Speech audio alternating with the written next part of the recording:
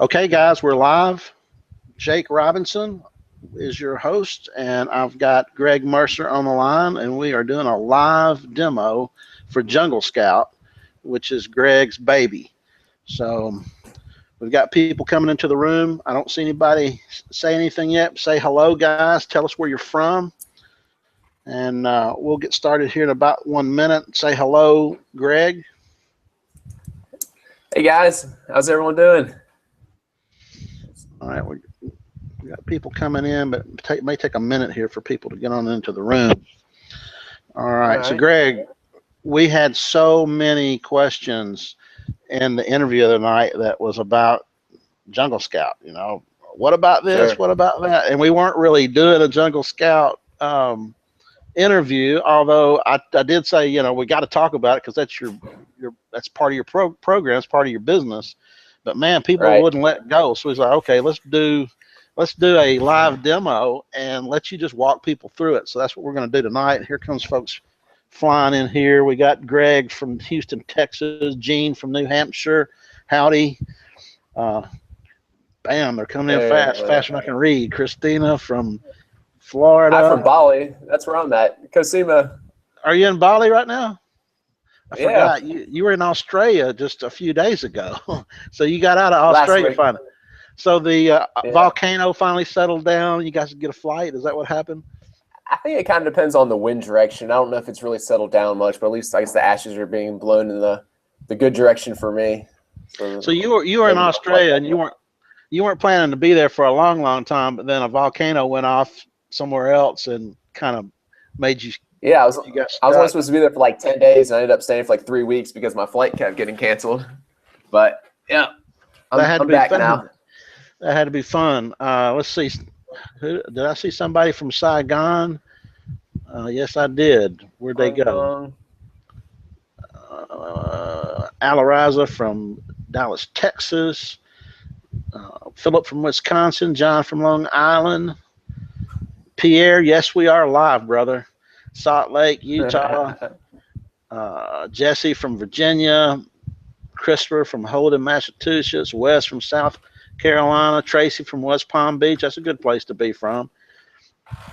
Wesley from Southern Cal. There's the Bali. Karen from Wisconsin. Cosimo from Bali. Where did my Saigon person go? I know I saw that in there. There it is. Robert is in Saigon right now. Okay. And Nicola from living in Florida, originally from Tasmania. That's kind of cool. All right. Nice.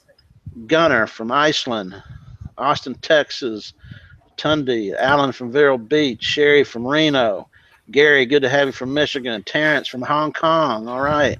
Now, Terrence does a good job for us. In fact, I hadn't said this yet, but he's been sending me notes from our interviews for the last 2 or 3 interviews where he's gone through and basically done almost like a transcript. And it's really good. So I'm going to start publishing it to the groups for you guys. That's Go awesome. Bucks. Tom from Columbus, Ohio. Dan was born in Tasmania. To Tasmania? Oh, Dan. Oh, somebody else is asking her, I guess. All right, guys. So let's go ahead and get rolling here. I don't want to, when somebody hits a replay link, what's all this crap? I want to hear about Jungle Scout. So tell us about it, brother. All right. So some of you guys know my background. I've been selling on Amazon for about 2.5 years now.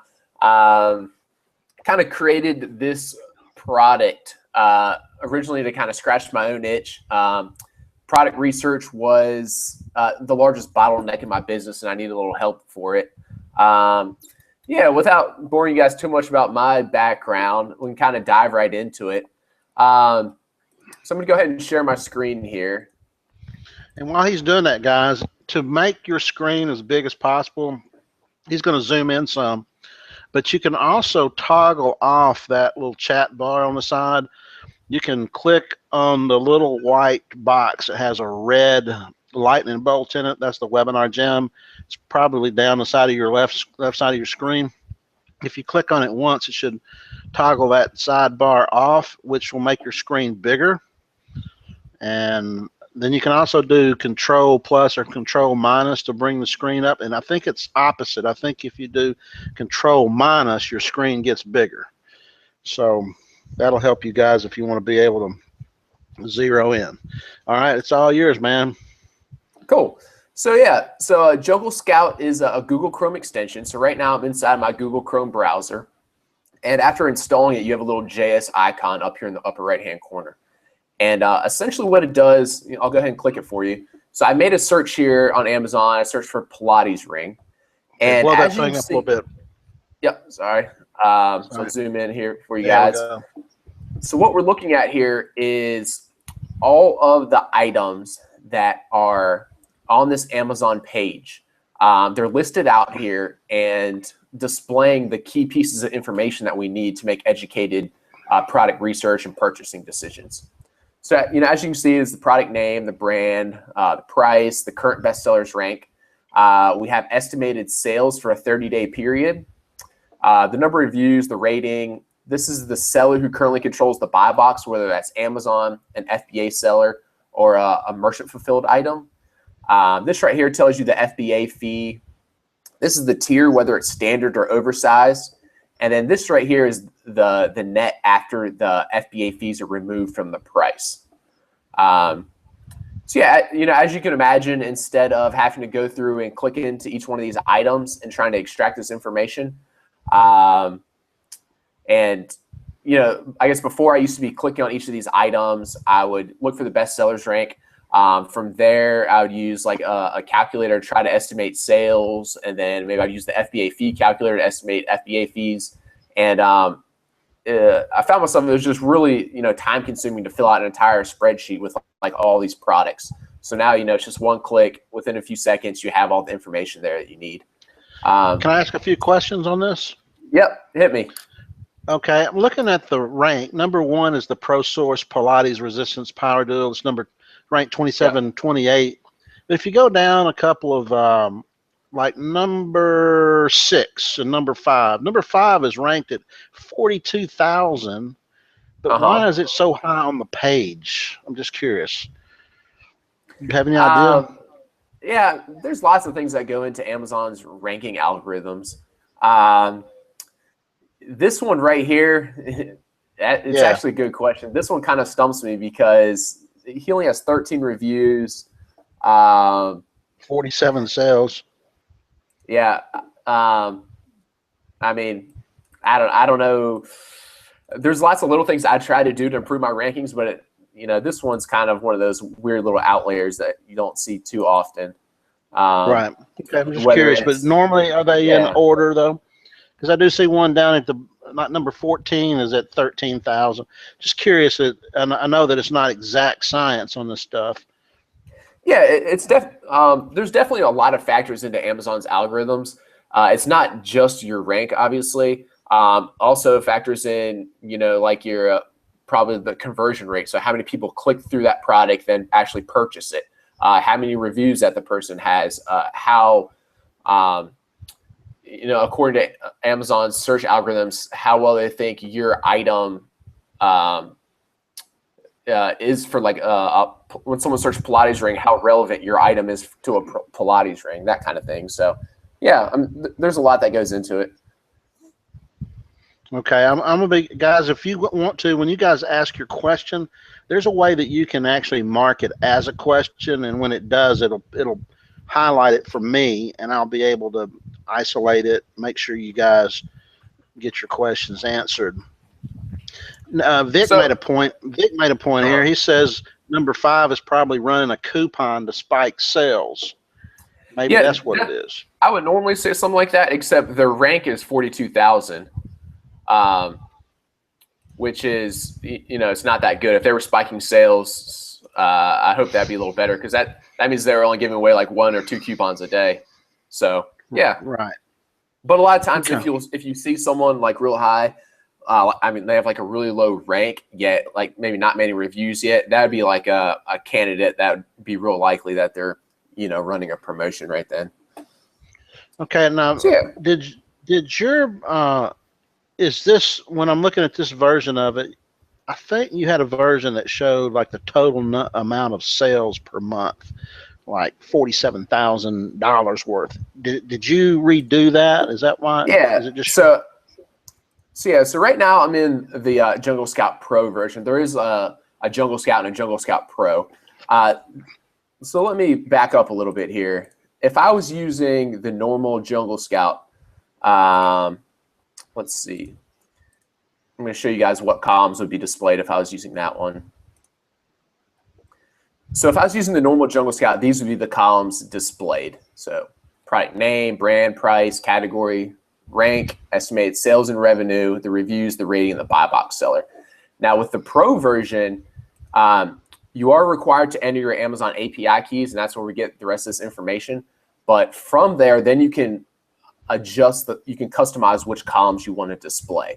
So right then, Jake, the reason it wasn't displaying estimated revenue is I had that one unchecked. So you can choose which So you can choose which ones of these you like.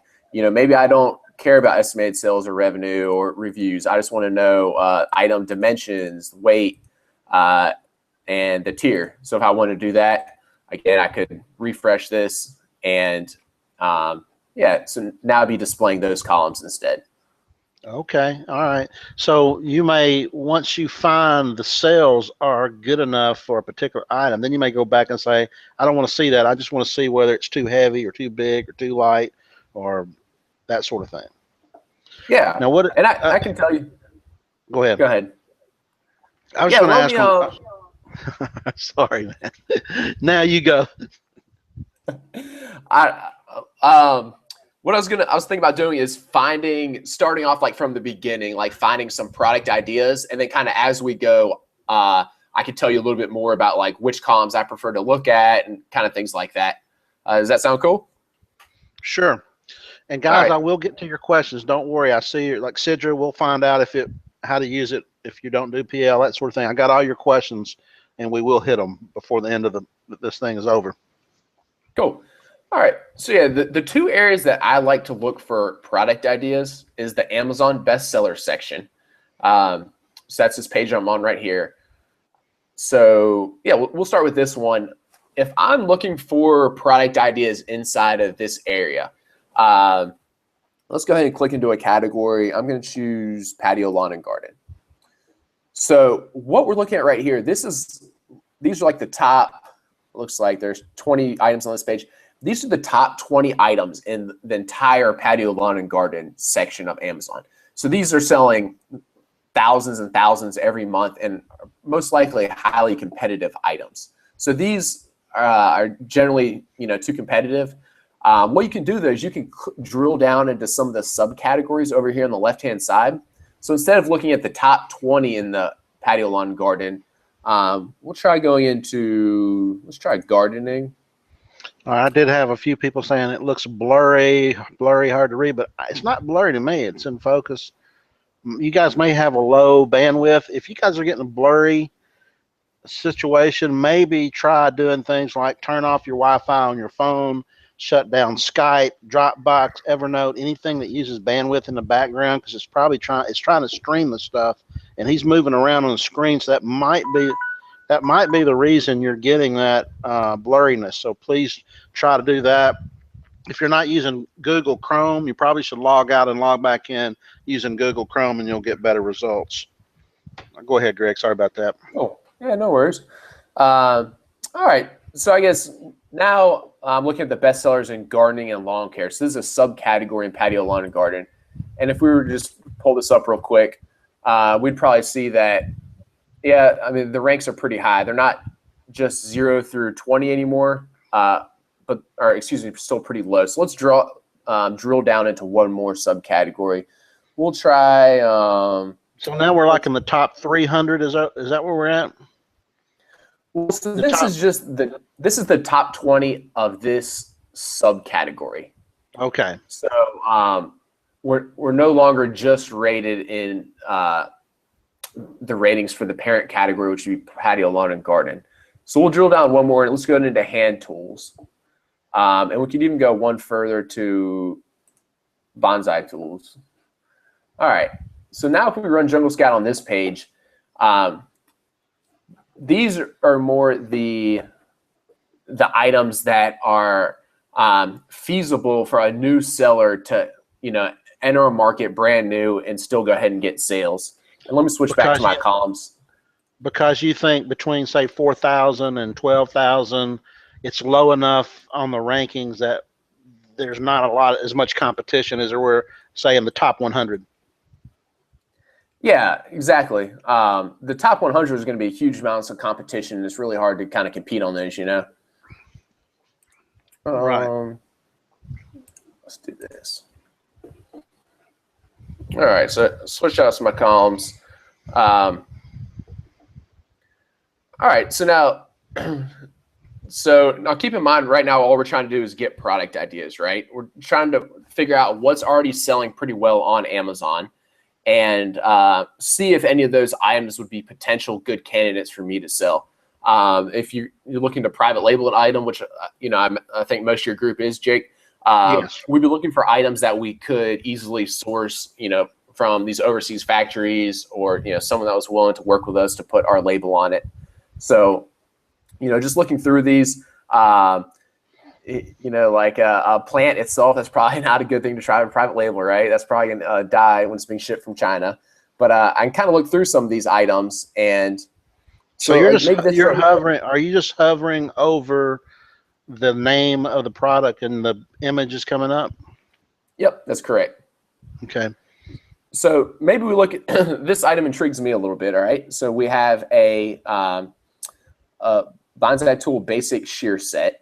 This one doesn't sell quite as many as what I'd like to see. However, I'm intrigued, so I'm going to go ahead and click on it. So maybe let's just take this keyword right here, bonsai tool. Let's go back to all the Amazon store and search again.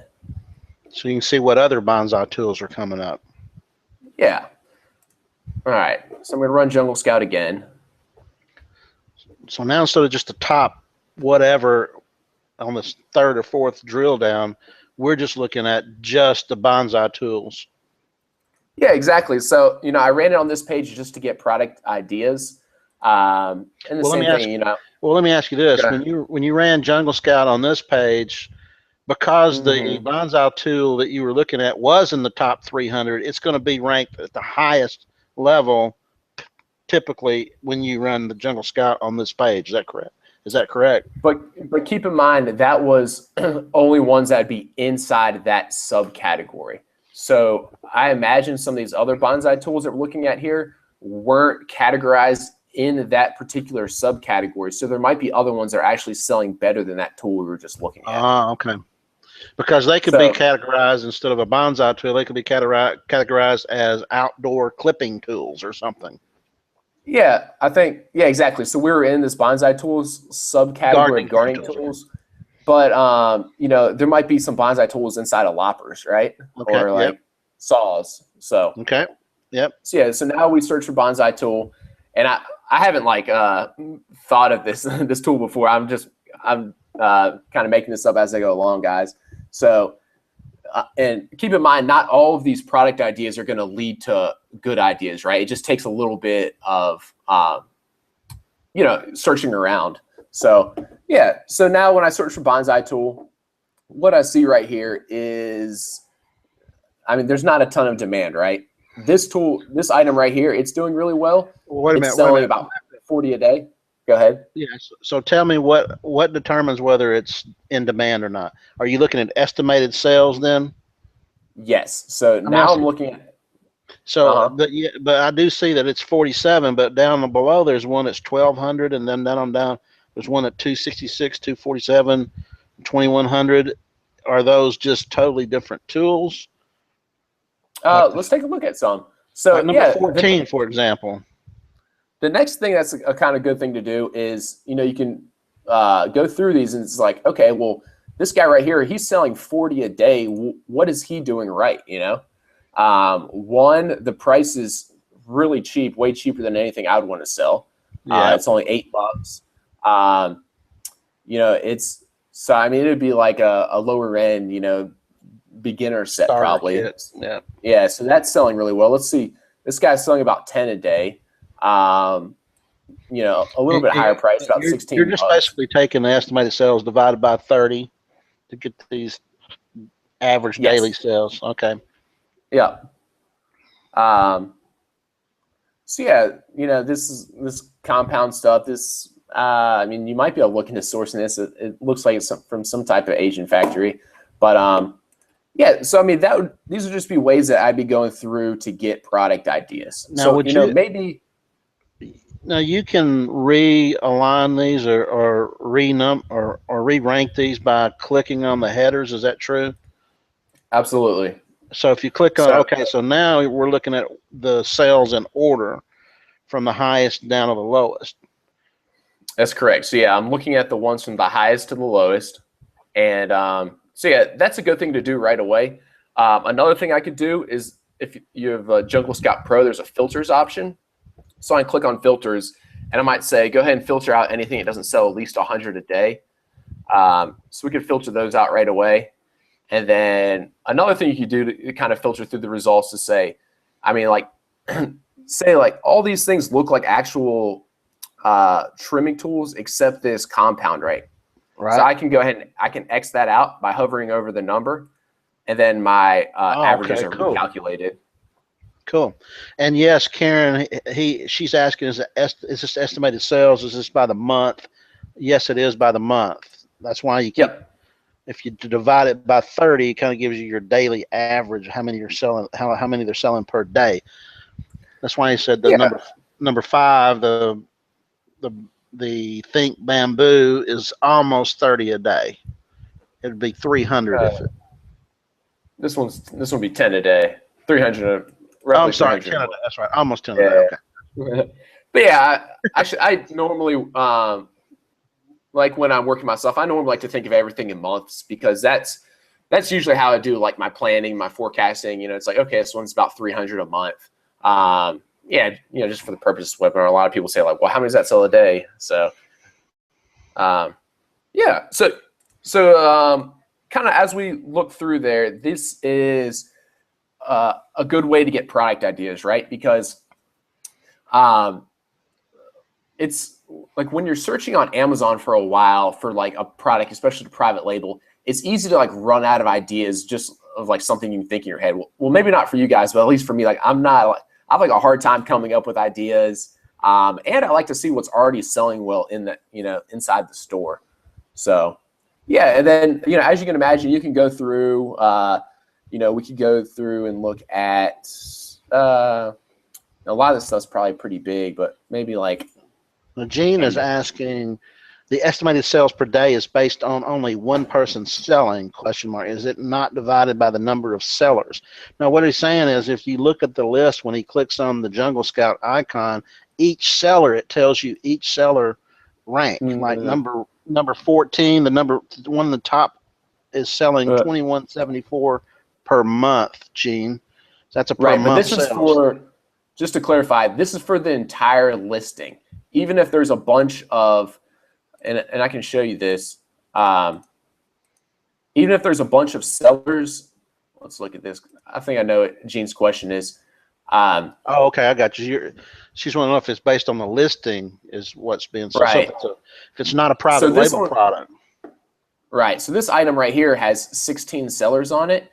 Now, total for this listing, it sells about 250 a month, 247. So that would be divided between those 16 sellers. Each seller isn't making 247. That's for the total listing. Okay. Then you have, if you have multiple people on a listing, you have to realize that's probably a name brand product that they're all sharing the listing on. Is that true? Yeah, normally so. Yeah, like this one right here, for example, Fiskars, that's a name that a lot of us have heard of. They make like kind of high-end products, So you can see there's 67 people in that one. Sells really well though, but yeah. But you're not gonna be able to source that as a private label product. You'd have to go get somebody to make you a pair of loppers or whatever it is that Fiskars is making, but you can't use Fiskars' name. Correct. Yes. I mean, yeah, if you wanted to make a similar product to these Fiskars pruning snips, you obviously could, but yeah, you're not going to sell that on their listing if it's a private label product. So, yeah.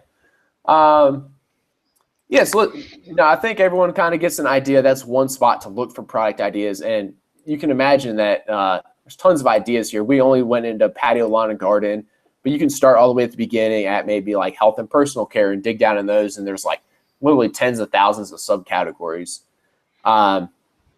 Another spot that I like to use to get product ideas is I call it like spying on my competitors. All right, so.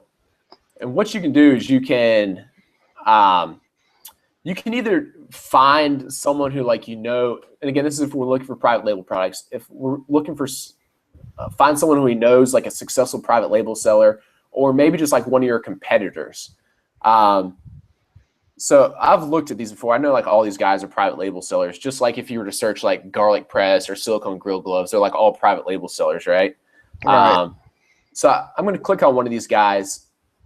And then if I click into their, this right here is the brand page. So all products on Amazon under this brand, Yes for All, are going to be listed on that page. Okay. If I click on this one right here, all of the products that are being sold by this particular seller will be listed on that page. So yeah, let's try clicking on Itzo. So now what we see here, these aren't necessarily all inside the Yes for All brand. These are just all the items he's selling, right? So there could be dozens of different or hundreds of different brands in here. So I could run Jungle Scout on this page. I actually prefer to click into this page. It's a storefront. It's all the same products. I just like how Amazon displays them a little better on this page. So it's a little kind of hack for you. But yeah, and now what I can do is I can run Jungle Scout on this page, and then from this, what we're going to look for are to see which, so I know this guy's a private label seller. It looks like he's putting everything under his private label brand, which is Yes for All. And so he tends to like sports and outdoors. Yeah, it looks like it. A few electronics things, lots of sports and outdoors. So now I can either go in here and I can either sort to see what's selling well for him, or I could filter the results too. So let's go ahead and extract one more page of results. How do you do that? When I hit the extract results button down, or extract next page button down here in the bottom left. Yep. What that's doing is it's essentially the same thing as going to the bottom of this page and hitting clicking, the next 20. Yeah, and hitting next page. Instead of having to go down there and doing that, it's going to extract those results for us. Okay. Now, does it show you somewhere how many total that he has? Just page down. Not on. You should go to the bottom. Yeah, if I look at the bottom of Amazon's page, it looks like he has 7 pages of results. Good grief! So that guy has that many SKUs that he's selling. Yeah, so he's obviously a fairly large seller. And he's selling some of them as a merchant fulfilled. So I wonder if that's just because of shipping certain items and whatnot. Yeah, or a lot of times, it looks like these are kettle balls. So, I could change out the columns to see the weights, but it looks like right there it shows us that they're 15, 20, and 25 pounds. So that's probably why he's choosing to merchant fulfill those. Oh, okay. So let's So like I said, we can either sort this by estimated sales. I'm actually going to go in and filter. So let's only look at products that are going to sell, let's say 200 a month. So we hit that filter. It looks like we still have a few products there. So let's go ahead and filter it again to only products that have less than, let's say 200 reviews. So we'll filter that. Still a fair amount. Let's say 150 reviews. All right, so now we're looking at products here that, it looks like they're all selling, a good bit, 10 a day or more. This one's selling 30 a day. All of these actually have under 100 reviews except for this one. This one right here is selling 10 a day, and he only has 4 reviews, so that's pretty cool. A beach blanket. So then these could all be new product ideas for me, right? So what you're saying is you could scoop in and find another private label product he has that you could thought, that ball right there or whatever would be easy to source. Yeah, so this is actually looks like a great product, right? It only has 77 reviews and it's selling 30 a day, which is pretty amazing. So would you take his keyword on that and go back and search that page? Yeah, that's exactly right. So let's get 2 product ideas from here. I like this beach blanket. It's selling 10 a day and he only has 4 reviews. So like he probably just put it up a few days ago. So I'm going to open that into a new tab, and then the stability ball. You're just right clicking, opening a new tab to save. Okay. Stability ball. You can just single click. Okay. All right. So now we got 2 new products, right? So let me close out a few of these. We have a camping beach blanket, and we have a stability ball with a foot pump. All right. So let me go back into Amazon. Now I'm betting. I'm betting he bundled. I'm going to search to just start stability ball. Yeah, because I'm betting he added that foot pump as a low cost way to bundle and differentiate himself. Are you there, Greg? I think we lost you, Greg. Hello? I lost you for a second, Jake. Are you back now? Yeah. I don't know if I lost you. You lost me. I was saying I'm betting that he added that foot pump as a bundle to cheap bundle to differentiate himself from other stability balls is what I'm guessing. Can you hear me? Greg? Yeah. Yeah, we're having, I guess Bali doesn't like you over there.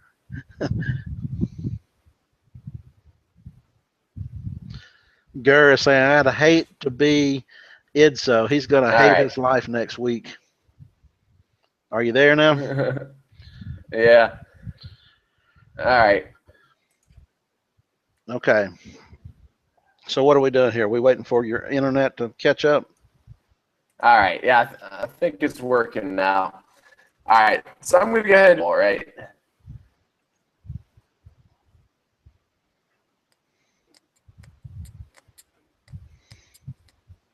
Man, it's going so slow now. All right. So I've searched stability ball on the Amazon store, and quite a few people selling pretty similar products, right? Right.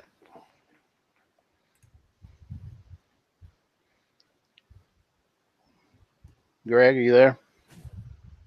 Hello. Yeah, I'm sorry. Maybe if you got any extra windows open, maybe you have to just come back and reopen that other. Maybe you need closing some windows might help you on your streaming. Do you have anything open in the background that you can close? Yeah. Let me try to rejoin it just for a second. I'll be right back. Okay. All right. All right. Okay, guys, give them a second to log out and log back in. Can I run JS on Mac and PC at the same time? Wayne will ask that. And how accurate are your monthly sales numbers? That's a good question, Wayne, because when he first came out with the very first edition, I got a copy of it, and there's no way for me to know for sure how accurate it was or is, but it was obvious that it was not accurate because of the feedback we started getting from other people. But he's gone through several generations of this product, and he's got 3 full-time coders that he pays over 6 figures a piece to work on this thing, and they've been collecting millions of data points over many, many, many months in order to build up the information that it takes for this thing to be accurate. I was just kind of explaining how it is that somebody asked Wayne was asking how accurate are your monthly sales numbers, and I was explaining that your first generation probably wasn't that accurate, but that was it was a beta test, and I had it and I used it. But then now you've got 3 full-time guys that you're paying over 6 figures to collect millions of data points on this stuff. So it's fairly accurate now, right? Yeah, so they're getting really accurate now. Yeah,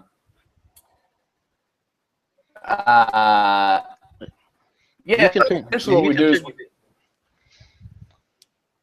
essentially what we're doing is we're following tens of thousands of products. From that, we can collect a whole bunch of data points and model accurately model the sales, and more general consensus from everyone else that's using it is they're real happy with it as well. So yeah, I mean, for like forecasting and product research.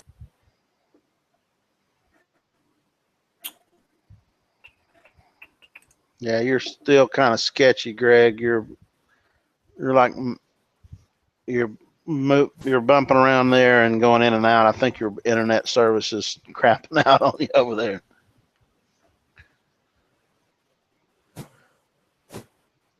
There you are.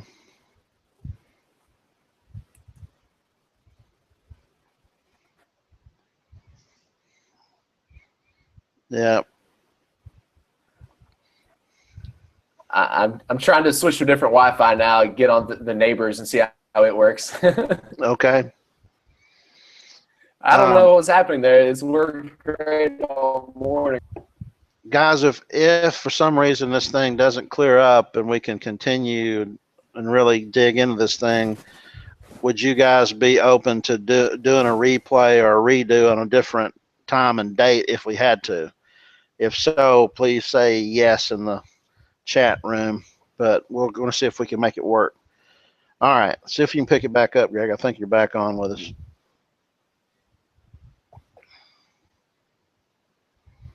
You hear me? Yeah. Can you hear me better at all now? I'm hearing you some. All right, let's try for one more minute here. Follow me at all? Now you can hear me. Yeah, I'm here. Yeah, I'm hearing you. Just kind of sketchy. Okay. We're going to share my screen then. Okay. All right, you back with me? Yeah. Okay, great. All right, so we searched for a stability ball now, right? Yeah. Got on this page.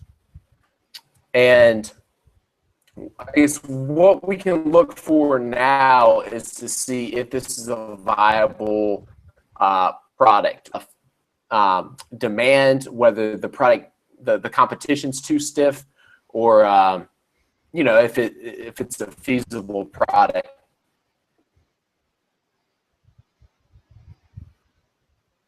Are you there? And then it's not working again. Okay. Yeah, I see myself on your screen share. I'm not seeing your screen, so I'm not sure. All right, something just moved there.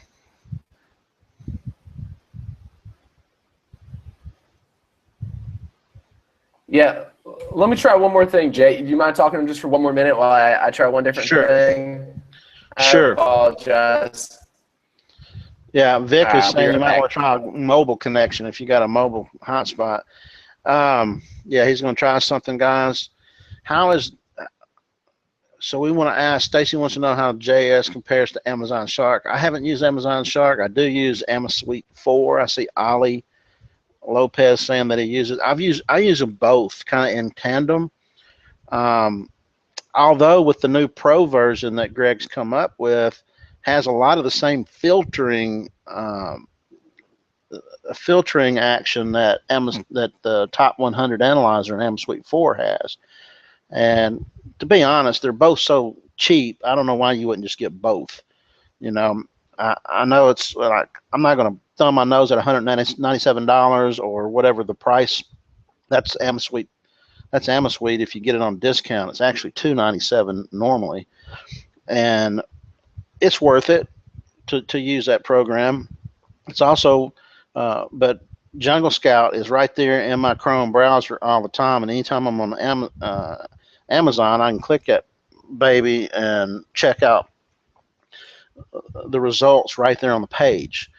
So really, an AmaSuite 4 does not have estimated sales.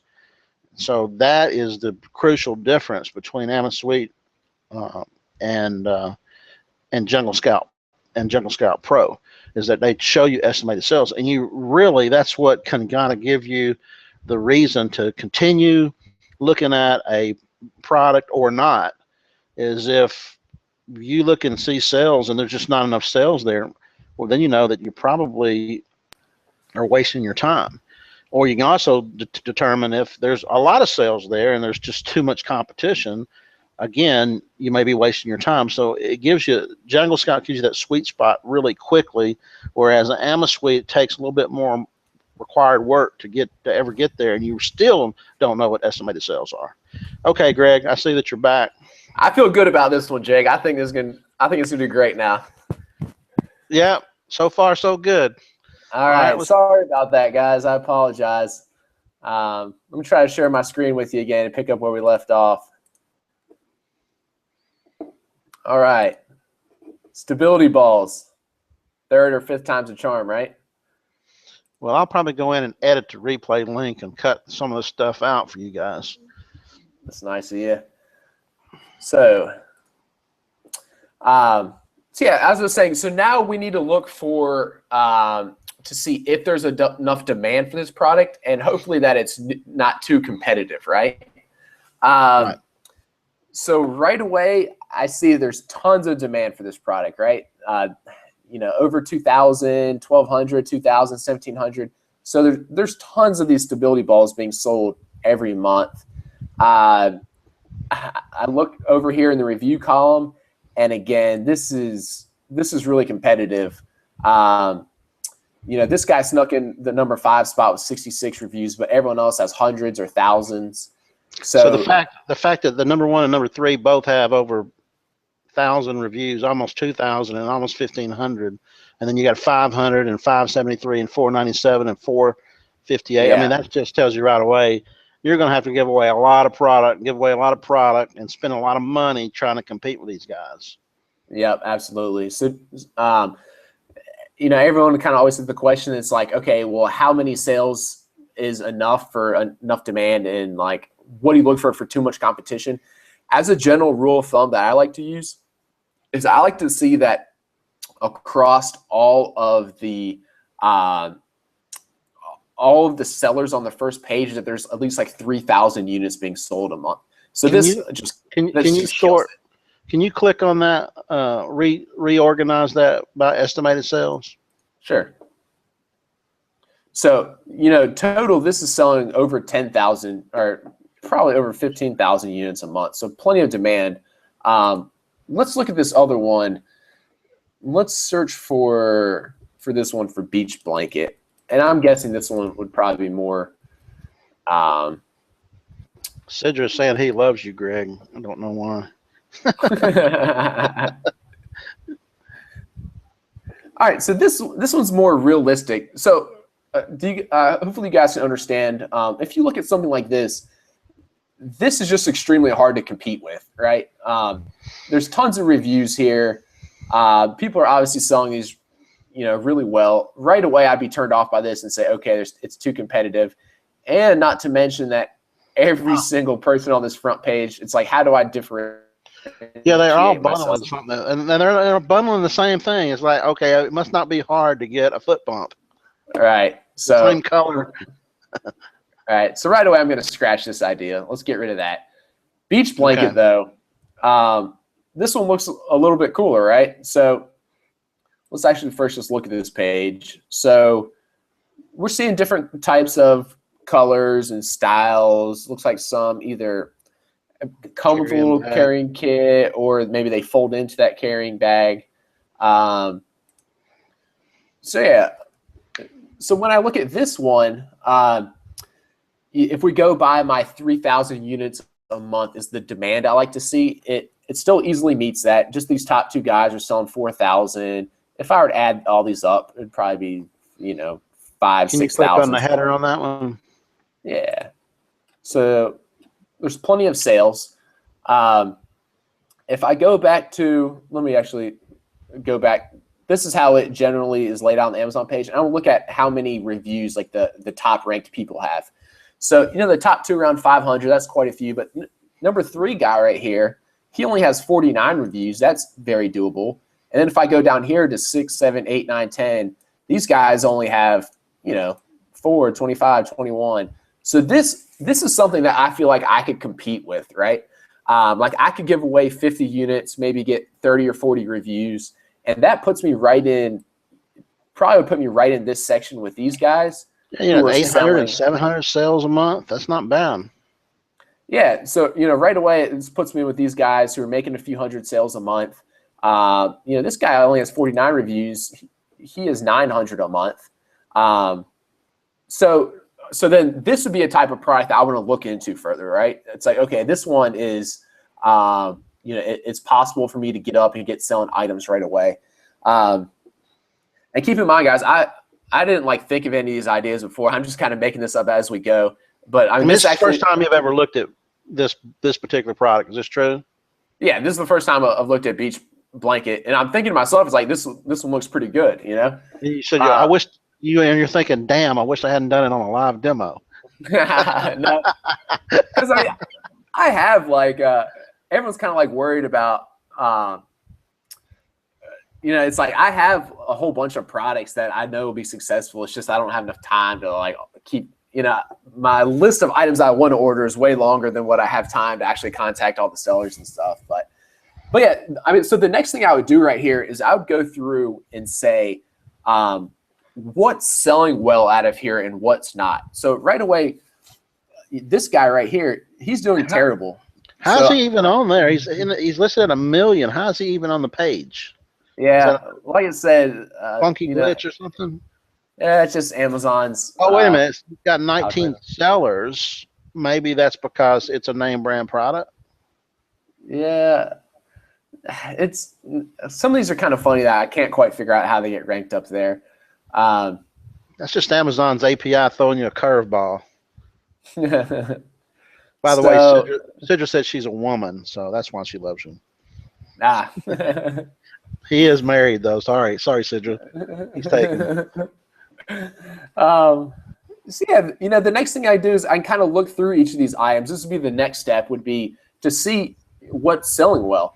Right off the bat, the fact that this one has an attractive woman in a bikini on it, I mean, I can tell you that kind of thing, it works for marketing. That's probably part of the reason this one's selling well. People see this attractive woman in a bikini, they click on it because they're intrigued, and then they're more likely to buy that one. I could also look into the reviews, and maybe someone would say, I love this so much because it has this carrying handle. Or, maybe some of these these two aren't ranked quite as well as some of the others. I could go into these reviews and maybe they would say, this blanket is just too large. It's too cumbersome to carry around. So I'd say, okay, I want something a little bit smaller than that.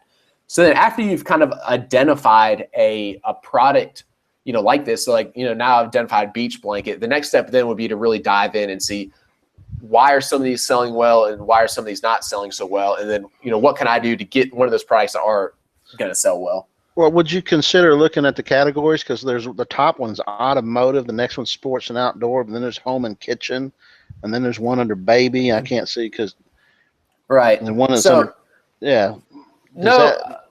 I don't think it really plays that much of a difference. It's. I mean, what is the first? What is the number one up there that's in automotive? Can you hover over that? Let's say, take a. Is that just somebody? Is that just somebody that's put it in a different node because nobody is over there? Why would somebody? It looks like for whatever reason the sub looks like. Yeah, I don't know. This one's weird. You'll see some weird times. So it's number 33 in automotive. Holy cow!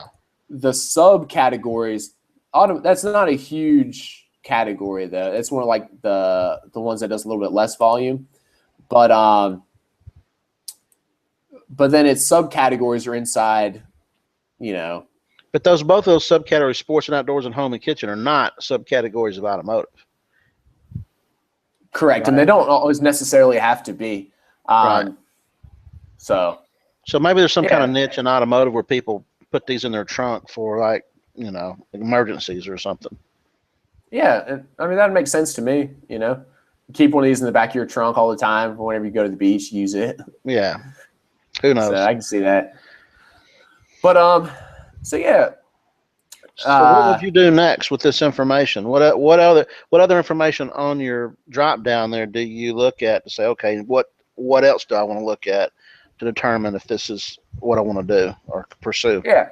So this is and if there's any existing Jungle Scout Pro users, this is actually just a beta feature I'm testing today. However, it's working well, so I'll probably release it like tomorrow, and it'll just automatic. Oh, the updates always automatically upgrade. But so I can click this Google Trends button, and what this is going to show me is how the trend for beach blanket has done over the years and months. Wow, so it's not looking very good, is it? This is actually really surprising to me. I would have guessed that in 2005, beach blankets were a lot more popular than what they are now. But yeah, I mean, so to be honest with you, then all of a sudden it's like, okay, well, this one is a declining trend. But it does look like it's bottomed out, though. Yeah, it does. And then you can also see, I mean, it probably goes without saying that, in the summertime, it's a lot more popular than in January is the low point, or January, February. So this is pretty cool. You can see, you'll search for some items that aren't seasonal at all, and the volume will be consistent, throughout the year. Whereas something like a beach blanket, this is obviously a little bit seasonal. So you can see the peaks in the summertime, the troughs there in the wintertime. So again, it's right there on the page. It's the trend. Yeah. So you've got that at your fingertips, because people do use Google Trends as a way to confirm, but you don't want to have to go over to your browser, go in, put Google Trends, and then go in. It's right there. It's at your fingertips. Yeah. So right. Do keep in mind, this is like I said, I'm just beta testing this today. It works really well, so I'll probably release it tomorrow or the next day. But if you do have Jungle Scout Pro right now, or if you buy it today, you'll just see this trend button pop up there like tomorrow or the next day. Awesome. So, yeah, and then another thing is you can click on a rank, and you can see how. So this one, he obviously went out of stock for like an entire month. That's why. Well, probably so. Actually, that's only up to 1,500. So the rank for this bestseller, it's super low right now at 41 in automotive, which is pretty amazing. It looks like it's sitting on the bottom of that graph. So this is a reverse graph. Right. The lower it is, the better you are. Yeah, this is our scale over here. So you can pull up the rank and the price data. And you're clicking on the rank right there on the rank button. Okay. Yeah. So again, this is sorry, I should have clarified. So these features right here for the trends, these are all the ones that my developers gave this to me yesterday. So I'm beta testing today, and those will be released tomorrow. Everything else you see are existing features, are existing, parts in Jungle Scout, and everything always automatically updates for anyone who's wondering. So I'll probably shoot out an email, but like I said, if you already have Jungle Scout Pro, you'll just notice that like tomorrow or the next day, that all of a sudden you can start clicking on price, and you'll see this trend button, and that's how you get it. So this is like having a Christmas present that gives and gives all year long. Open it up. Hey, I got a new present. Thanks, Greg. But yeah, I was just showing that because you asked what else I'd look at. Yes. I might also probably actually what I do. So now that I've kind of identified this, these are actually the columns that I like to display anyway, is I usually like to see, I actually don't really care about categories. I usually just get rid of that. Also don't usually care about brand. I do like to see net quite a bit. So these are actually the columns that I know. So let me show them to you guys. Now, would you go back and click on the net weight or whatever just to see what kind of weight these things have? Yeah, for sure. Now on tier, it's L stand and S over a standard. So what does that L stand for? Good question. So let me explain that. The product tiers for Amazon are the main ones are standard, oversized, and special. Inside of standard, there's small and large, and inside oversized, there's small, medium, and large. It's not super important to know which like sub tier it is inside the tiers. The main jump from cost are from standard to oversized, or from oversized to special. Keep in mind the special is like a kitchen table or like a lazy boy recliner. So I mean it's like huge. Or safe. Yeah, the jump from standard to oversized isn't. It's like about the size of a shoebox is once you start getting into oversized. So, and then right away we can kind of see that let me see if I can find a good example. So here's a good example. So this product right here, look, they weigh about the same, yet this one right here, it's probably just like a little bit too long. Like it's like over 18 inches where maybe this one's like 17 inches. And you can see that the jump in the FBA fee is pretty significant. It's almost $4. Wow. Holy cow. Yeah. So this is really important when you're doing your product sourcing. And I think this is a mistake that a lot of beginners will make. So they'll just kind of assume that all of like beach blankets are about the same price to fulfill. Yet, if we look closely here, this guy, it's a standard size product. The net after his FBA fees are over $10. This guy, it's an oversized product. His net after FBA fees are only $3.40. So this guy's probably breaking even at this price point, while this guy, you can probably buy this thing for $5 from China. He's $10 after Amazon takes their cut. So, he's getting like 100% ROI most likely.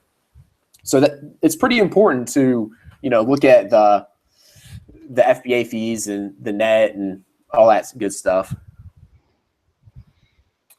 Cool. Yeah. What kind of questions do we have so far, Jake? I can't see the chat box anymore. All right. Let's see. Let's go. Let's see. Sidra says, this may be off subject. How can I use Jungle Scout if I do not do PL? Do you know of anybody that's doing just retail arbitrage that will use this for some reason? Yeah. So a lot of people who are doing arbitrage stuff, they really like to use Jungle Scout for the estimated sales.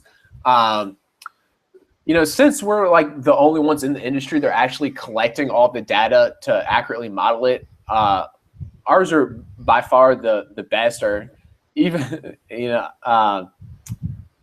so I mean, a lot of people like to, if for nothing else, they like to use Jungle Scout just for estimated sales because they know that, it's kind of the only spot to get good estimated sales based off sales rank. So whether you're looking at a product that you're thinking about, doing online arbitrage and you want to get an idea of the estimated sales, or another example is if you're trying to source from a wholesaler, and I can do this real quick. I'll try not to spend too much time on it, but let's say this is a brand name. This is the water bottle that's sitting in front of me, Hydro Flask. If I, say, for instance, have a deal with Hydro Flask to be able to order their products, wholesale, let's actually go back into, okay. What you can do is you can go in and click on brand names like this. So whether it's this or like Black & Decker or KitchenAid or whatever, if you have, like an example, a contract with them, and then you could run Jungle Scout on one of those pages to get, product ideas. Okay. And then I had somebody ask, Stacy's asking, how does Jungle Scout compare to Amazon Shark? Because you were saying you were like the only one in the industry that is collecting this data points. Are they not doing this as well, or are they just doing it in a different way? Or how do you guys stack up against Amazon Shark?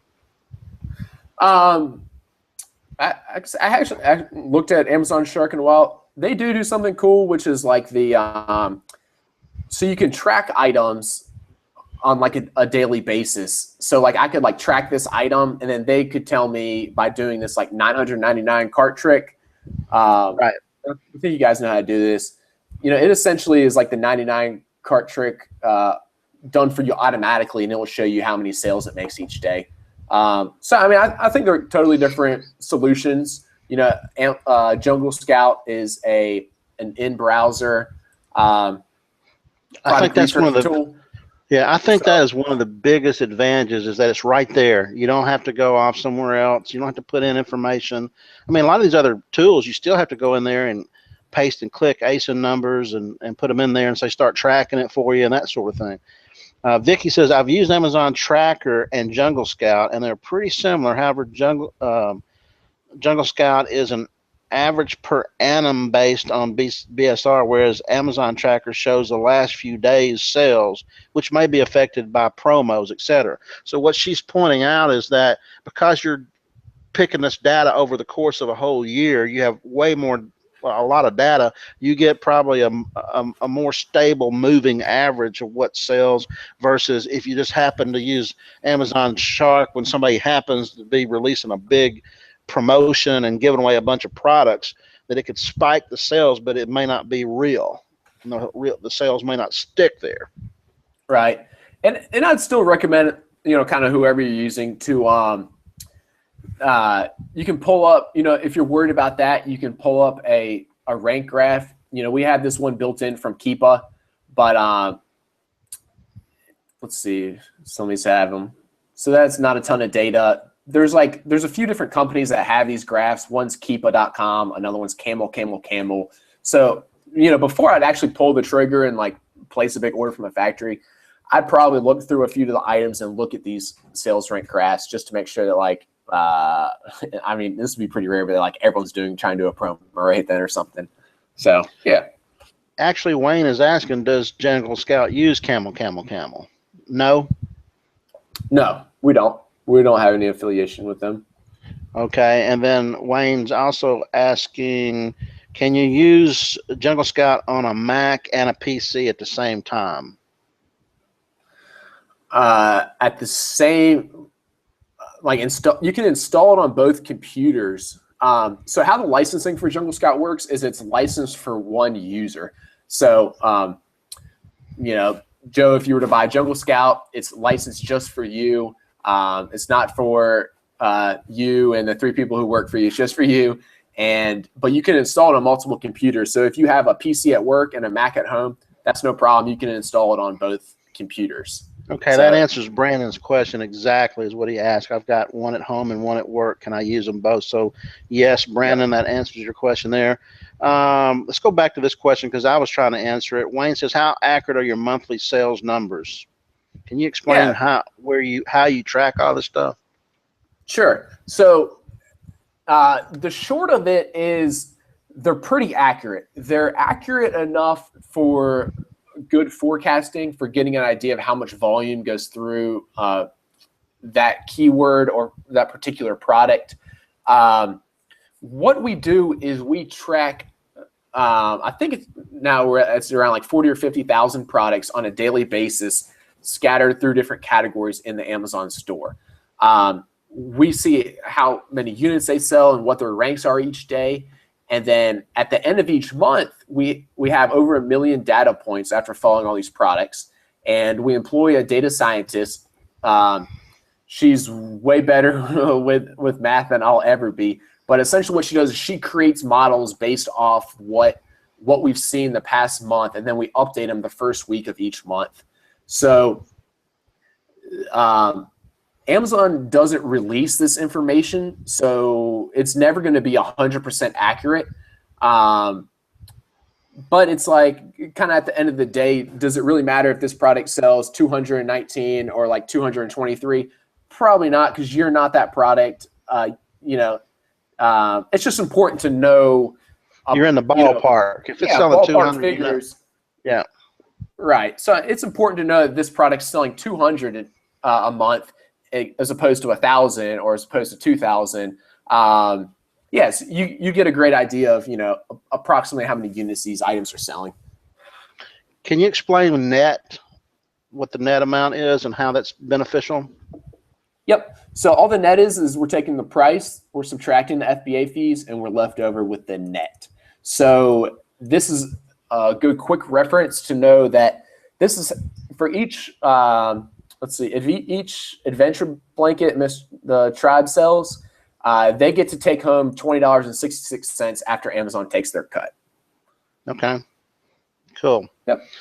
Alan wants to know: is the order that they appear?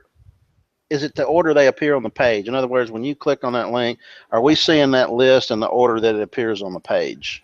Yep. So you can see here like tribe and this warm wool, fire resistant blanket. Those are the first two. So these are the first two on there. So and if you ever say, for instance, I want to sort by estimated sales by clicking on the header, now these are all off order. These are different from how they are on the page. But if you go over here and just click on the number, now it's back to the order that they're shown on the page. Nathan Ross is asking, is there an option for a number of FBA sellers? In other words, can you filter and see how many FBA sellers versus Amazon or Merchant? Oh, so you can't see just how many FBA sellers. You can see how many sellers are selling the product in a new format. So yeah, those are generally going to be, yeah. I mean, it doesn't show you exactly how many of those are FBA sellers, just how many sellers total are. But you could click on the BB seller header, right? And it would show you all the FBA sellers. You could count them. Is that true? Well, there could be multiple FBA sellers on a single listing. Yeah, so if that's how you could do it, right? You can filter those out. And then these are only products that either FBA seller or a merchant fulfilled item are controlling the buy box. But okay. Hope that answers your question, Nathan. Yeah. Okay, let's see. When will it give the estimated sales for the UK and Europe? Does it do that now? Are you working on that? Yeah, so for the UK store, we started collecting data in the beginning of July.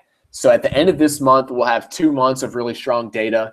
I just spoke with my data scientist like a week ago, and she's confident at the end of this month we'll have plenty of data to accurately model the sales there. So I'm thinking like the first week in September, it will be compatible with the UK store.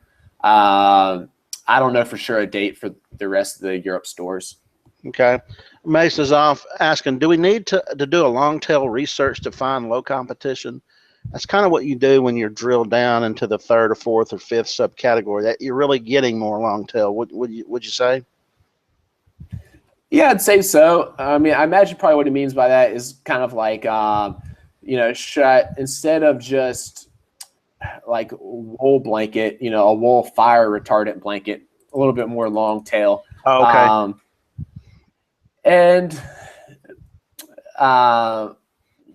But that could couldn't that pigeonhole you if you use a long tail keyword like that? That, well, yeah, you can be number one in that because there's nobody else using that long tail, but you're still competing with other people that are selling that basic product. So you might be giving yourself false information if you do that. Would that be relevant? So usually though, keep in mind any one product is going to sell with a lot of different keywords, and you realize this once you start doing like some pay-per-click advertising. Yeah. So like this particular item, fire retardant blanket, it probably sells items from people searching fire retardant blanket. It probably also sells items for people searching military blanket or olive drab green blanket or wool. Yeah, even some different things that are just in here, like maybe someone searches for the size or something similar to that. So okay. Yeah, hopefully that answers it. All right. Vic's asking Greg, on the search page results, what is an ideal number of reviews that you feel comfortable competing with, specifically in the top 5, top 10, and on the first page in general? Good question. So I'd like to see in the top 5. So let's pull this up here. I'd like to see someone in the top 5 at least with under 100 reviews, preferably under I'd say top 5, someone under 100 reviews. In the top 10, I'd like to see like 2 or 3 or 4 people with under 100 reviews. So for this particular item, I'd feel very comfortable that I could easily compete with this. I bet I could get up into the, but keep in mind, we search for wool fire retardant blanket. So that's pretty long tail, but this would be pretty easy to compete on if I was trying to compete for this specific keyword. So yeah, I like to see at least with one seller in the top 5 under 100. In the top 10 sellers, I like to see 2 or 3, maybe 4 with under 100 reviews. Okay, Wayne is saying, how many devices can you use this on? As many as you want. It's based on your license, not how many devices. Yeah, so as long as you own them all, you can use on multiple licenses. Keep in mind, Google Chrome does not support extensions on mobile devices, so phones and tablets and stuff. So it works on Mac and PC operating systems, so any computer. So I mean, yeah, if you have like a PC at work, a PC at home, and a laptop you travel around with you, you can install it on all 3 of those. That's fine. Wayne's also asking, this is a good question. Google Trends is related to desktop searches and desktop machines, and those are going down over the years. So does that have an impact on Google Trends if there's a lot of more people that are doing searches on mobile phones, et cetera? Yeah, I mean, it's something to keep in mind. These are all just like, tools in your toolbox to kind of help you use. I usually just look at the trend data for seasonality as opposed to overall long-term trends. So for instance, I did yoga mat here. So, it looks like this one, obviously, okay. So, this is good information. Like a yoga mat is, it sells a lot right after New Year's, right? And that makes sense because that's when a lot of people exercise. So actually, like in the fall time, it doesn't sell much. The middle of summer, it looks like more people do yoga, and then right after that. So I usually use it more for seasonality, but it does help you. I mean, it's something to keep in mind, but it does help you as well. Like if we were to search something that, what's something that's like totally archaic now, like a CDR? So let's see what this says. So yeah, I mean, to answer your question, you can keep that in mind, but I don't worry about it too much. So, okay, it's like, this is like not a product I'd recommend selling because it's flatlining. Yeah, like this isn't a good product. So, all right, why don't you tell? I'm gonna. You told me you'd be willing to give a discount, so you set up a landing page that people could go to if they want to order your product. And we got lots of other questions to answer, but I think we ought to go ahead and we've been on here for an hour and 15 minutes, so I think we ought to go ahead and put up the link. So if people want to go check out the offer, what are you offering right now? Is it you're offering both the basic version and the pro version? Yeah. So if you go to junglescout.com/Jake. Well, here it is right here. I've just put up the offer. Guys, if you guys can see the offer on your page, should show up like on your chat room there. If you just click on take me to the discount, that should take them straight to it, Greg. Cool. So yeah, so the normal Jungle Scout $69, the pro version is $127. So you save money with both of them. So like I said before, if you're curious about the difference between them, the pro version, go back to a normal page. The pro version is what has the filters and the additional columns. And let me show you which columns I'm referring to as additional. Now, I would say in order to be able to use these additional columns, you do have to have a professional seller's account on Amazon. So almost any of you guys who are already selling on Amazon are already going to have one. If you don't and you're getting ready to, Amazon will give you the first month for free. That is because you do have to enter your API keys. Super easy to do. There's a video that shows you how to do it. But so in order to be able to use the FBA fee, the product size tier, which is whether it's standard or oversized, the number of sellers, the dimensions, weight, and the net. These are all extra columns with the pro version. And those are the ones, like I said, that require a professional seller's account on Amazon to unlock. And then the pro version also has the filters. So So if they get the pro version now at a discount, but they're not a pro seller, as soon as they become a pro seller, those that when you enter the API key, those will be those extra features will be unlocked. yeah, absolutely. Yep. Okay, Vic is asking, can you repeat the upgrades that are going to happen over the next couple of days? Yeah, sure. So I can even show them to you. One's the Google Trends graph that we're kind of looking at there. The other ones are going to be when I click on the price and the rank, we then show, so this is like a price graph over the past few months. It shows you what Amazon's been selling at this at, and what the FBA sellers have been selling it at. So you can see how the prices have changed over the last few months, and you can also click on a rank. So we use Keepa to get this data.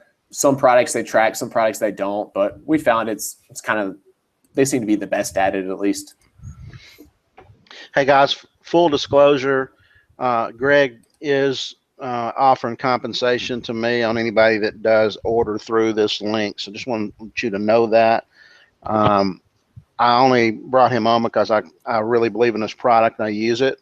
The only other product that I've ever done anything like this was Amazon AmaSuite 4, and I use it, but I would not go without Jungle Scout at all. I couldn't do it. And in fact, both of them are good programs to use in tandem. I don't think you use one in place of the other. Okay, Lynn was saying, does Jungle Scout work on an iPad? No, unfortunately not. You say Google Chrome doesn't support extensions right now on mobile devices, so they won't let,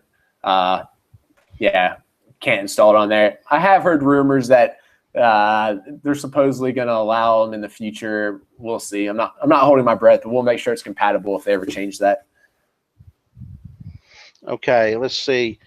We've already talked about that question. Back when we were looking at the Yes for All brand, does that brand Yes for All? Did it have 211 reviews, or is that just a seller? Do you know about? That was probably back. In other words, yeah, for the Yes for All, he was saying 211 customer reviews. Is that for the? He's wanting to know if that's just for the seller, or if that's that for the brand. No, that'd be for the listing. The item itself, yeah. Yes. So. And there's two sellers and some. Yeah. So all of this information is for a particular listing and not a seller. Okay. So unless it happens to only be one seller and it's a private label, then it's just a coincidence. Yes, it would be for that one, right? Yeah. But keep in mind, so like the estimated sales, that's how many sales this particular item has, not that seller. The number of reviews, that's how many reviews are on the listing. Really the way Amazon's set up is like the sellers don't own the listings. People leave reviews on the listings, like not on a particular seller. That'd be feedback, which is a little different. So yeah, hopefully that answers it. Okay, and then Gur's asking, after you assess the product sales volume, what metric do you consider next? So I guess if I'm looking for good products to sell, the first thing I look for to, like I said, to make sure there's enough demand, enough volume. And what I like to say, like to use for that is about demand of at least 3,000 products per month. And that's just my personal rule of thumb. That could obviously vary. That's just the one I like to use. The next thing I look at after that, after I've ensured there's enough demand, is that there's not too much competition. And the easy way to figure that out, like we said, is just look at the number of reviews. Top five listings, I like to see that there's someone with under 100 reviews. Top 10, I like to see there's like two or three listings with under 100 reviews. And Terrence was asking, curious, why do people sell a product like Fiskars? Not much margin, I wouldn't think. Well, it's just they're doing retail arbitrage. They're probably finding it on sale somewhere, like on a clearance. They're buying it for $10 when it normally sells for 30, and they can turn around and flip it and make a profit. Is that what you would think? Or there's people that are sourcing it traditional wholesalers. Source it from Fiskars. Yeah, there's not much margin on it. I know that from experience. Not particular Fiskars, but just all wholesale products. It's easier to get going. Like, say, for instance, if I had a deal with Fiskars, I might be able to look through their whole category. I might order 90 out of 100 of their products. Maybe the margins would only be 10%, but if there's enough volume, this would kind of be like a whole different webinar. But yeah, there's benefits of both. If you're getting started out, I'd highly recommend the private label model. It's a little bit cooler. Right. Wayne is asking, how do you analyze products in multiple categories? Just do it one at a time, or? I'm not sure about the question. In many different I'm not sure if Wayne, if you could reword your question on that, are you just saying how do you? I mean, I would think that you just sit there and just do what you just did and go to another subcategory and do it again and just keep filtering down. Like if I'm in the Amazon bestsellers, yeah, I would just click on different subcategories that I'd be thinking about selling in or be open to selling in. And those would be anything that I would be good private label candidates. So if there's like a category for live plants, that's one I would not click on. If there's a category for computers, I wouldn't click on that. If it's for small hand tools, that'd be a good private label candidate, You avoid certain categories that you just don't want to fool with. Wayne's also asking, can you really believe Google Trends? So I guess with everything out there, we just like I said, different tools in our toolbox to just help us make educated decisions. So yes, I really think that Google Trends helps me make an educated decision. Feel free to use it or not use it if you wish. Right. I like it. Stacy's saying, are all the numbers based on a 1-year period, or can you change that? In other words, you're not basing just on a 1-year period. You've just been collecting data for about a year. You're just going to keep collecting data. Is that right? Right. So they're not based on a 1-year period. I do have about that amount of data, but no, they're based on what we look at it like this. If the product continues to sell how it has been recently, this is how many units we think it's going to sell over 30 days. So no, it's the numbers that we collected, for instance, in July are much different than the numbers we collected, back earlier on this year, and it's changed. The models change depending on the time of year and everything. So yeah, it's not for the whole year. Yasser wants to know if he purchases Jungle Scout, do you accept credit cards? Yeah, you can share out a credit card. Okay, bring it on. And then Greg is asking, how does Jungle Scout compare to ACE Inspector? Do you know anything about it? I'm not real familiar with it. Neither am I have seen there are other tools that have come out that have been similar to Jungle Scout. Keep in mind, the thing that really separates Jungle Scout from everything else, from all the other similar tools, I think is, in my opinion, our sales estimates. It's the one thing that's really time consuming and difficult and expensive to collect. So some of these other newer sellers, that's really where they cut it out. And that's such an important part of your purchasing decision that I've tried a few of the other tools, and the sales estimates have not really been good. I don't know if that one really in particular, but that's something that I think really sets Jungle Scout apart from any of the other competitors. Wayne is asking, what is the discount for the Pro version? It's normally $20 off. So it's normally $147. It's $127 right now. And you're also asking, I think, Wayne, how long is the discount available? You put a 48-hour time frame, so about 2 days from now, the discount goes off, and you would pay full price at that point. Robert's asking, how do you upgrade from basic to pro if you already have basic? Yeah, it's simple. You just log into your account on junglescout.com, go to login. After you log in, scroll down to the bottom, and there's a little link there to upgrade. It's And $60. $60. Okay. Yep. And then how can you upgrade from basic to pro under the discount? Can you, I guess Wes is asking, can you get a discount for an upgrade if you already have basic? Yeah. Forward me your receipt after you check out, and we'll get you fixed up. Okay, good deal. Can't beat that. Wayne, are there any products or keywords not covered with Jungle Scout? Can you provide a rough idea of what percentage are not covered? Yep. So what does he mean by that? I'm not sure about the question.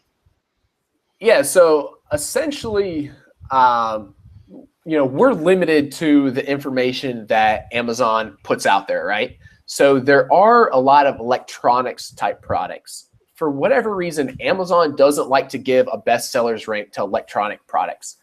I have no idea why they do this, but from our point of view, if they don't give us the bestsellers rank, we have no idea how well that product's selling, especially compared to others. So we can't give estimated sales for that. So you'll find a lot of those electronics type items. I think there are a few other like a little bit stranger items like collectible coins might not be covered, but I'd say maybe less than 1% of items aren't. Okay.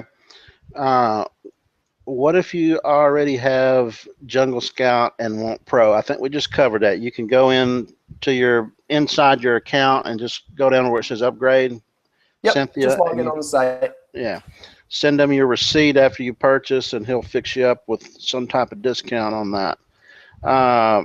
Vic is asking, Greg's go to 80/20 ticked option in JS Pro. What is that? I know what the 80/20 option, 80/20 rule is, but did he see that you did that, or is there an option for that? What in the heck is that? Yeah, I think he's just saying, what columns do I like to check? The ones I normally have checked are the price, rank, estimated sales, number of reviews, the rating. I actually usually don't have buy box seller. I don't really care about that much. FBA fee, the tier, and the net. And that's, if you look at my screen, this is actually about all I'll run. Other than I like it not to be too cluttered. And these are the main columns that I use for my purchasing decisions. So once you do that, Greg, do you go back and do you just go by the tier to determine whether it's too heavy or not, or whether it's heavy or not? Yeah, that's exactly right. Just go by the tier. So okay. Yeah, I mean, but the nice thing about it, that's it is customizable. So Jake, if you like to see the weight, that's cool. You just click, tick that one also, and there you go. You have your weight. Okay, these are coming in from the survey. Parab said, how to zero in on a product? Do you go with one product at a time or launch a few and see which ones are the best? In other words, yeah, it varies so much, from person to person. Do you have quite a bit of capital to get going? If so, maybe go ahead and get 2 or 3 products. If not, maybe one and test it.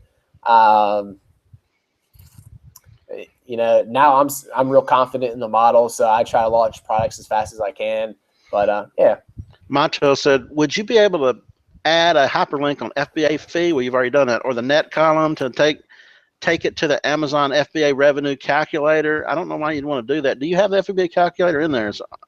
Right? Yeah, no, I understand what he's asking, and yeah, this is actually something we're going to do. So, so what is he asking? Maybe like next week. Let me share my screen here. So yeah, if I were to click on, so I have it up. If I were to click on FBA fee here, just have a little link, then a little box would pop up that shows you, okay. To break it down. Yeah, it would break it down, see what fees are where, and then you could say, or if you had the same thing with the net and you did that, then maybe you could enter the cost of the goods to purchase. So say the cost for me was $5, and right away, just a quick calculator for you. So are you ever going to integrate this with Alibaba so you can like click a link and it hooks you up with the Alibaba pricing that you can find on the website? Yeah, so I've seen that. The short answer of it is it doesn't work well at all. So, and the reason for this, are you still, am I still sharing my screen? I Yeah. forget. So yeah, like if I were to search this particular product, Yes for All Premium PVC Yoga Exercise Mat in Alibaba, the results wouldn't be that good. They'd even be worse if I searched for like adjustable dumbbells, 40, 50, 52.5, 60, 105. You know what I mean? So it really just kind of takes a human to identify the proper keywords for that product to find good items. Yeah, because I was thinking about that, you know, like you click this link and it would take you, and it would automatically make that search on Alibaba. And we tested it out, and the short of it, it just doesn't work well. It's kind of a crap feature. You still got to do some stuff yourself. Philippe says, I want to sell in Canada, but I'm waiting for Jungle Scout to be able to give me the data for my country. Do you have an approximate date when JS Canada will be released? Yeah, so that will be our next release after UK. If I had to guess, I'd say maybe a month and a half or 2 months from now. All right. Wayne was wanting to know if you had to find 100 to 500 candidates quickly, then the next step would be to filter them down to 10 to 50. So is there a method to do that on Jungle Scout? I mean, those are kind of the methods we've been talking about. You know, there's keep in mind these questions may have been answered. I'm sorry, but yeah. Yeah. Okay. Yeah. Okay, that's the same question.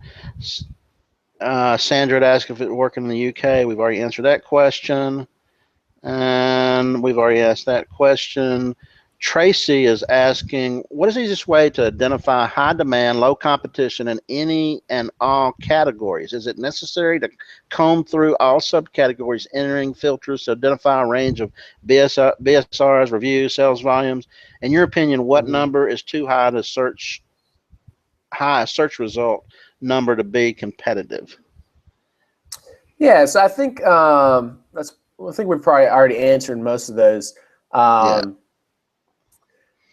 You basically do have to comb through. You have to look at it. I mean, you really, it's not going to do it for you per se, but you got to go through and it pulls the data. If you did this manually, I guarantee you just pulling 20 products would take you probably 3 hours of cutting and pasting into a spreadsheet and backtracking and looking at all that data. This probably can do it in about 30 seconds. Right. That's exactly. A huge time saver. Let's see. I don't know what that one is. Ger was asking, can you go find some Mexican yoga mats as an example? Isn't this what we did last time or something? Last week? Isn't this what we did like last week as an example? I don't know. Ger is always asking some weird questions. So he wants you to go look for Mexican yoga mats. Might as well go for it. Let me share my screen. Dave, you want to know what my headset I'm using? I'm using a Plantronics. But I don't know I bought it. It's cheap too. I bought it off of Amazon for about $24, but it's Plantronics. Do you want me to tell you if this is a good product or not? Maybe that's it. If it's a good product, Gar, you're giving it up to the whole group here. You know that, right? We're going to jump on it. Yeah. So, what's the difference in a Mexican yoga mat? Actually, I think this was. Did he say mat or blanket? I think he said he asked for yoga mat, Mexican yoga mat. All right, mat it is. So let's see here. This guy, he's doing great. Yoga accessories, and the rest, not a ton of volume. I mean, this guy right here, he only has 39 reviews and sells about 10 a day. That's pretty good. But, you know, it's like, well, this guy above him, maybe this is a bundle. Maybe that's what I'm looking at. And, you know, for me personally, I'd like to see something with a little more demand. There's not much competition here, but it doesn't look like there's a ton of demand either. I think if I were to search a blanket, let me try this one.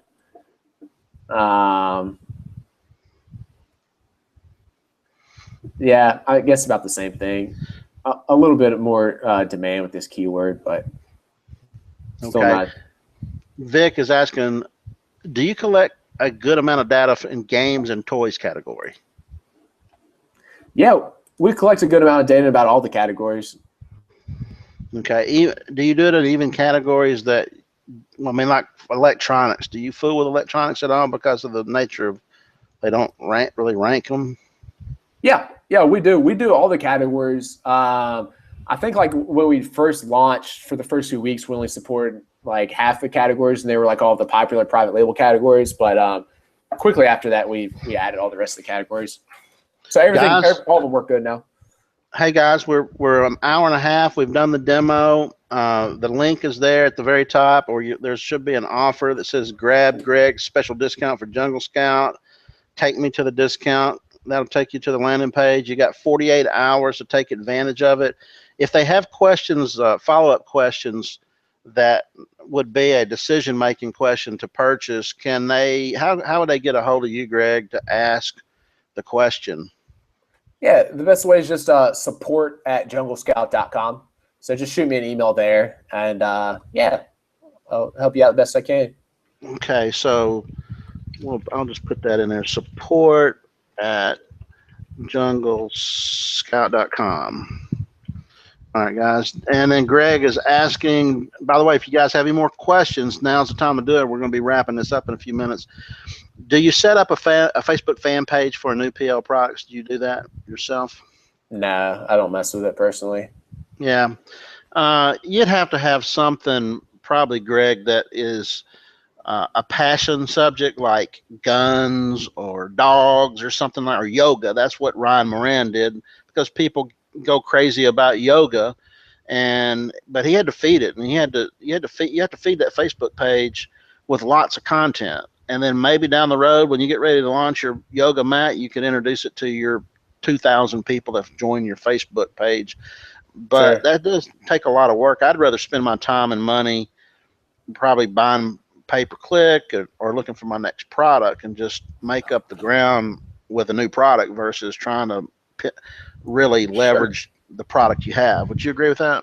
Yeah, so of course there's all different marketing channels you can take for any of these products. Me personally, Amazon's the most powerful one, so I don't mess with anything else. I don't try to drive any outside sales from a website I create up for it or a Facebook fan page or anything like that.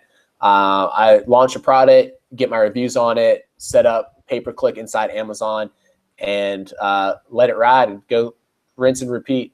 Go do my next product. Okay. So you guys, if you want to grab this, head on over there. You've got 48 hours. After 48 hours, the link will still work. And if you watch the replay after 48 hours, you'll notice that the discounts will be gone at that point. So even if you're here talking in the replay, hey, you're getting a discount. No, you're going to be buying it at full price. At full price, it's worth every penny. I love the product. I use it. I'm so I'm glad you went over this because I just got upgraded to Pro, and I really wanted to see how the stuff works, and I can really see the upgrades that you're offering, and the new release, the betas that you're about to release, really enhance it. Do you have other stuff uh, in the back of your mind that you say, hey, once I get that dialed in, I want to add this feature or this, neat little Yeah, gadget or widget? yeah, we have all kinds of cool stuff. So I have a full-time developer just for the Jungle Scout product, and I mean this is his full-time job just to be constantly improving it all the time. So yeah, uh, every week or two we're releasing new features. So yeah, we have a lot of exciting stuff in the pipeline. Guy was asking, enter your API. What is that about? Wayne kind of Yeah, answered it there, but you might want to reiterate that. yeah. So Wayne, that's exactly right. So when you have a professional seller's account, Amazon will give you a key, a string of numbers and letters, and essentially what it does is it gives you access into Amazon's database. So yeah, you just enter your own, and then Amazon will let you pull that data out of their database. Okay. Val was asking, did Jungle Scout help you on Prime Day sales? Not Uh, sure. Yeah, I'm not sure what that question means, Vale. Um, Probably not going to help you selling anything because this is really for the research side of it. So if your sales spiked, then it wouldn't be because you were using Jungle Scout. It's just because I Prime Day wish. existed. Yeah. But on the other If hand, that was the case, I'd charge a lot more for it if it increased your sales as well. yeah, and then also does Prime Day spike sales like that affect the algorithm of Jungle Scout or how it reports? Does it notice that spike? Yeah, so my data scientist is super. I mean, she has a PhD in analyzing data, so she takes all that into account and adjust the models accordingly. So, yeah. Hey Wayne, you're welcome. Vic asked, when you're doing a JS Pro research, are there any metrics which are really alerts you to avoid? Or the things that pop up and you say, "Wow, I need to avoid that." Um, Not really. Nothing like. So, like the one thing that I know and I think is a huge misconception is people are scared to sell against Amazon. So, for instance, if I just ran Jungle Scout on the this Mexican yoga blanket page, and maybe 10 out of the top 20 sellers were Amazon controlled the buy box, that doesn't scare me at all. I don't care one bit. Some people are like, it's Amazon system. They're obviously going to sell their own stuff. I actually disagree with that because they are making money when they sell a product FBA as well. And I know that for a fact, actually, in some cases that they make more money from their 15% commission by selling an FBA product as opposed to selling a product that they sourced themselves. And I haven't seen anything to lead me to believe that in the algorithms they favor Amazon products over FBA type products. So that doesn't scare me. Any other metrics? It's more so kind of all the stuff combined as opposed to one metric. Like I said, I just want to see if there's enough demand, that there's not too much competition. So that'd be like, overall looking at the estimated sales and overall looking at the number of reviews. So yeah. As far as I guess like size and stuff, I do sell some oversized products now. I didn't when I first started because there are some additional headaches and costs associated with it. But yeah, if you take that into account, I think that's cool. That's fine too to sell oversized. Cool. I was going to do a little create a poll here. Do you already own? I want to wonder how many people already own Jungle Scout. And you can either say I own Basic, I own JS Pro, or no, I don't own it. Hey, Steven, I'll go ahead and answer this. Have you ever had a product in a super competitive category and your PPC became too expensive? Compared to a lot of people, if you use kind of the metrics that I talked about, it seems like these categories are a little bit less competitive. Or the products that I go for are a little bit less competitive, like the ones that are going to make 10 or 15 sales a day. I've had PPC campaigns that like I'll break even on sales that are made through pay-per-click, but keep in mind that you're getting additional organic sales from that boost in rank. I haven't really had one that no, I haven't really had one that has like failed because of the PPC. I mean, if that was the case, I'd probably just cut down or only select which words are performing better. Yeah. Gar saying, want to really thank you. Based on your Facebook, you seem to go to weddings as much as you go fishing. I'm kind of in that age group, that it seems like all my friends are getting married right now. So yeah, I've been to a fair amount of weddings recently. What is the minimum units of products to test a product? Yeah, that's a good question. I actually, it depends how big of a product launch you want to do. Personally, now I don't start off with less than like 700 or 800, and I usually order 1,000 because Like most of my factories in China, it takes, if I'm shipping air, it usually takes about at least a month from the day I place the order to the day it shows up on my doorstep. All right, now keep in mind, so if we think about, if I want a product that sells 10 or maybe 15 a day, if I give away 50 or 100 to start, let's just say 100. I usually don't give away that many, but let's say it. Now, if I were to only order 500, I'd be down to 400 products. If it's selling 10 or 15 a day, that means I'm selling, between 300 and 450 a month. So what it comes down to is I was finding myself, I was always running out of stock before I would get my next shipment in. Even if I were to order another shipment the day my first shipment hit Amazon's warehouse. So in my opinion, 700, 800 or 1,000. If you only want to start with 500, just because you're not real confident with it yet, I mean, you can still do that.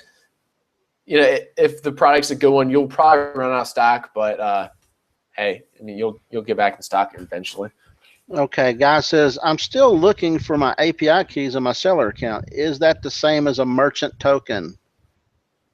Guy, I'd recommend to you, when you click on the options and the API keys page, underneath where it says secret key, there's a link to a video that shows you exactly how to get that. So can you show, without revealing information, can you share your screen and show it, or is that? Yep. Sorry, I thought I was still sharing my screen. All right. So you guys can see it now, right? Yeah. Okay. So if I click on options, then my API keys page. Right here is the video that shows you how, and then you'll also need to click on this link. From there, you'll need to log into your Amazon account. The one spot a few people go wrong, logging in a different account right now, but yeah, I mean, the video will show you exactly step by step, and then you do it on this page, developer.amazonservices.com. So if you click on that link, it will automatically take them to the right page to look at their API key. Yes, that's correct. So it'd be better to just go ahead, if you're already a pro seller, to go ahead and purchase the Jungle Scout Pro version, then go get your API keys, because it'll take you right there to get it, right? Yeah, it'll walk you through, the video walks you through step by step how to get it. So yeah, that's what I'd recommend. All right. Gunner says, where can you watch this webinar after you go offline? Gunner, you registered for this webinar, so you'll automatically sometime later on this evening get an email with a follow-up with the replay link. And at that point, I'm going to have this set up on a replica replay, which it'll look exactly like a live webinar. You'll see the chat room. You'll see all the questions. You'll be able to match up what's being said in the questions and in the chat with what's going on in the screen. But the only problem with that replay is that it doesn't give you a video control so that you can, back up to the front of the video or skip forward an hour or whatever. So if your screen freezes or your browser crashes and you have to start over, you have to start the very beginning. It's very frustrating. So if you're watching it though and it does crash, if you don't want to do the replica way, you can start the video and click on the YouTube icon on the bottom right hand page. It'll take you to the YouTube page and you can watch it there with the video controls, but you just give up being able to see all the chat roll questions and the offer and the links and all that kind of stuff. So it's kind of a double-edged sword. Webinar Jam has not figured out how to control that, but they want to give an exact replay and the look and feel that you had when you were in there live. Let's see.